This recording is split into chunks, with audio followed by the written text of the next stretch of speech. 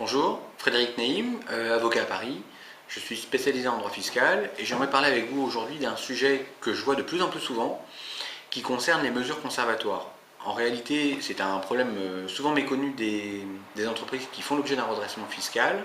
Souvent, lorsque je rencontre des clients qui ont un redressement fiscal, ils ont l'impression que l'administration ne leur demandera pas d'argent avant d'avoir épuisé toute la procédure de redressement, donc à peu près 6 mois après la proposition de rectification.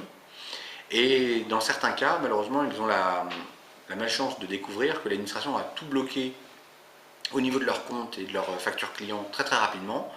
Et donc je voudrais alerter les entreprises qui font l'objet d'un redressement fiscal que l'administration a le droit, en saisissant un juge, ce qu'on appelle le juge de l'exécution, et bien sûr en catimini, c'est à l'insu de l'entreprise, d'aller se faire autoriser à saisir les comptes bancaires, saisir les factures clients, pour empêcher tout fonctionnement de l'entreprise. Donc vous avez un contrôle fiscal, on vient de vous redresser, l'administration va voir un juge et se fait autoriser à saisir votre compte, saisir vos factures clients, et du coup du jour au lendemain, vous vous retrouvez à ne plus pouvoir payer vos fournisseurs et vos salariés parce que tous vos avoirs sont gelés.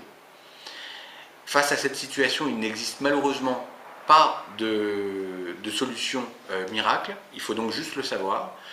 Il faut carrément envisager la restructuration de l'entreprise dès le stade du contrôle fiscal pour éviter ce type de mesures, qui se répand de plus en plus souvent et qui arrive de manière très régulière. L'administration l'utilise lorsqu'elle estime avoir un doute sur le risque d'organisation d'insolvabilité. En gros, elle contrôle une entreprise et elle considère qu'il y a un risque que les fonds et la trésorerie de l'entreprise soient asséchés rapidement. Et pour faire face à ce risque et pallier ce risque, elle va se faire autoriser à faire des saisies conservatoires.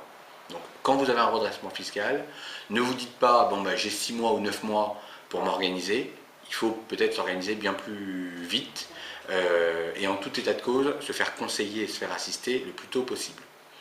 Voilà, j'espère que cette information vous sera utile, que vous saurez en faire un bon usage et je vous dis bon courage dans l'épreuve qui est la vôtre. Au revoir.